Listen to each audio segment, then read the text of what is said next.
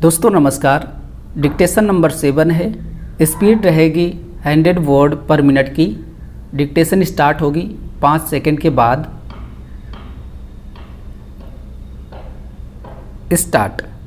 महोदय, निसंदेह ही आज भी हम भले ही कई मुश्किलों का सामना कर रहे हों, फिर भी हम 1991 के उन दिनों जैसी स्थिति में नहीं हैं। एक राष्ट्र के रूप में हमने काफ़ी भरपाई कर ली है और हम आगे बढ़ने के लिए तैयार हैं। श्री राव के नेतृत्व के बिना यह संभव नहीं था। अब यह अटकल लगाना व्यर्थ और मूर्खतापूर्ण भी है कि कोई और नेता होता तो क्या कुछ ज़्यादा और बेहतर किया जा सकता था या नहीं। तथ्य यह है कि वही नेता थे जिनके कारण हम एक ऐसी स्थिति तक पहुंच गए हैं जो देश और उसकी तरक्की के लिए निरापद है। हम जिस अवधि से गुजरे हैं वह बहुत मुश्किल और हलचलपूर्ण थी। सोवियत संघ के पतन और विघटन से हमारी जो कुछ भी अंतर्राष्ट्रीय स्थिति थी उसका आधार ही खत्म हो गया।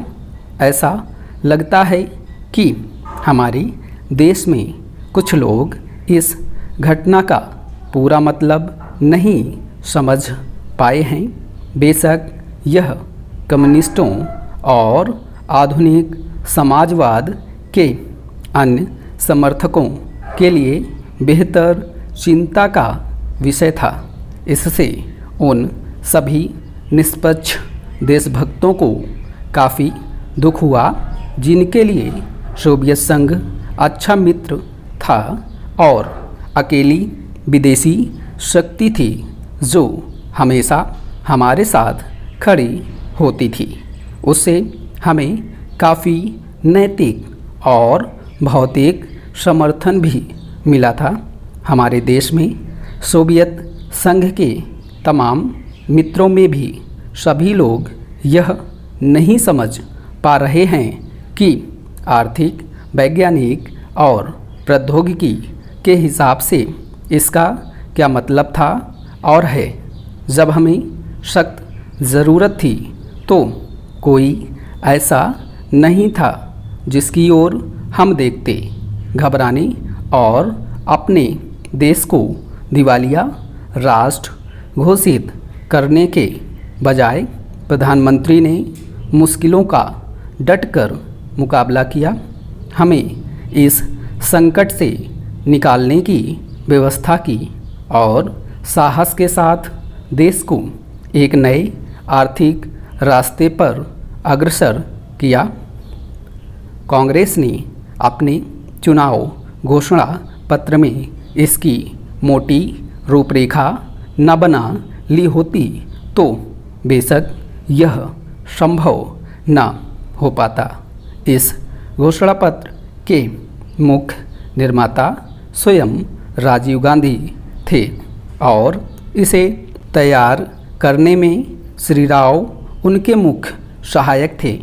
देश को संकट से उबारने और नए आर्थिक रास्ते पर ले जाने में बेशक मनमोहन सिंह की देशभक्ति, विद्वत्ता और ख्याति महत्वपूर्ण कारण थे। नई आर्थिक नीति जनता के हित में नहीं है। इस काल्पनिक तथ्य को लेकर काफ़ी हंगामा मचाया जा रहा है।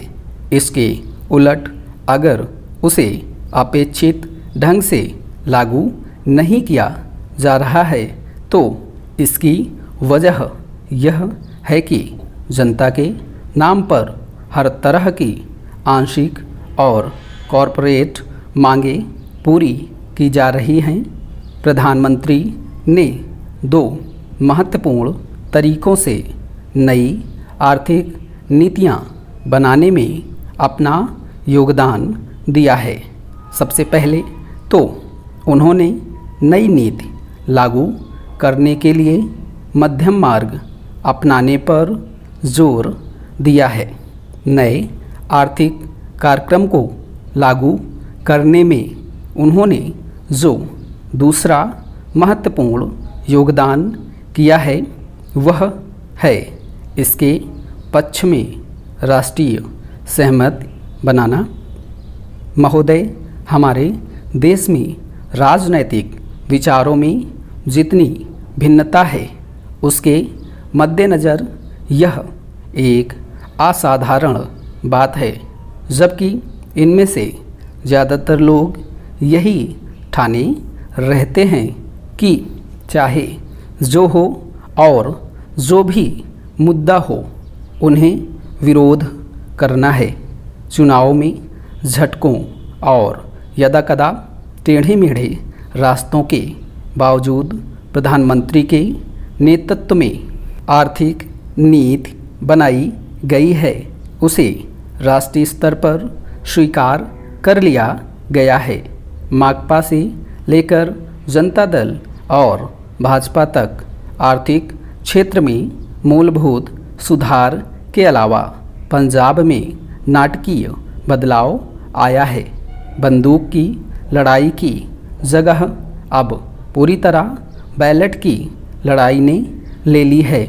उस प्रदेश की जनता के लिए यह दूसरी आज़ादी से कुछ कम नहीं है। असम और उत्तर पूर्व के कई हिस्सों में भी ऐसे बदलाव आए हैं, हालांकि वे पंजाब जैसे नहीं हैं। ऐसा समझना कि आतंकवाद का खतरा टल गया है बेशक गलत होगा, पर जो सफलताएं हमने पाई हैं उन्हें स्वीकार न करना कम गलत नहीं होगा। पंचायत और स्थानीय निकायों के चुनाव कराने को भी साधारण काम नहीं समझा जाना चाहिए। इस कदम से महात्मा गांधी के सपने और दिवंगत राजीव गांधी की लोकतंत्र के लिए प्रतिबद्धता फलीभूत हुई है। यह संविधान की अपेक्षाओं के अनुरूप लोकतांत्रिक क्रांति को आगे बढ़ाने का प्रतीक है। इससे हमारे राष्ट्र का लोकतांत्रिक आधार मजबूत हुआ है। हिंदुत्व के घटते उन्माद का ध्यान रखना भी उतना ही महत्वपूर्ण है।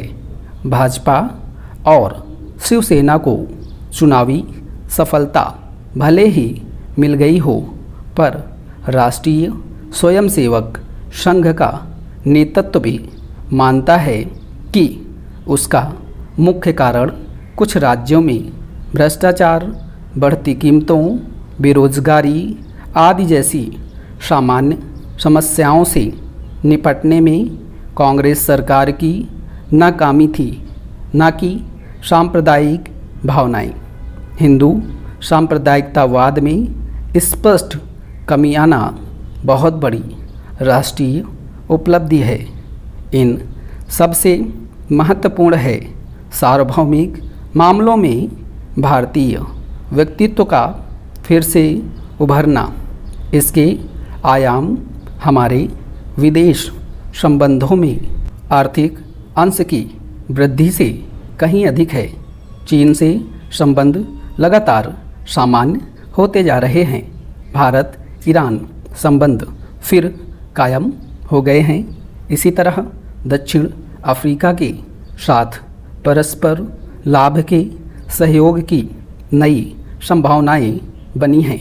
अमेरिका और अन्य विकसित पूंजीवादी देशों से सहयोग बढ़ाने की दिशा में समुचित ध्यान दिए जाने के बावजूद किसी भी मसले पर हम नहीं झुके हैं। समर्पण की बात तो दूर है, इसमें आर्थिक संबंधों के महत्वपूर्ण स्वरूपों के अलावा रक्षा का क्षेत्र भी शामिल है। इसका सबसे ताज़ा उदाहरण है परमाणु अप्रसार संधि के मामले में हमारा अपनी नीति पर कायम रहना, जबकि इसके लिए हम पर कई दिशाओं से भारी दबाव डाला गया। गुट निरपेक्ष आंदोलन को नई नीति देने के प्रयास भी चल रहे हैं।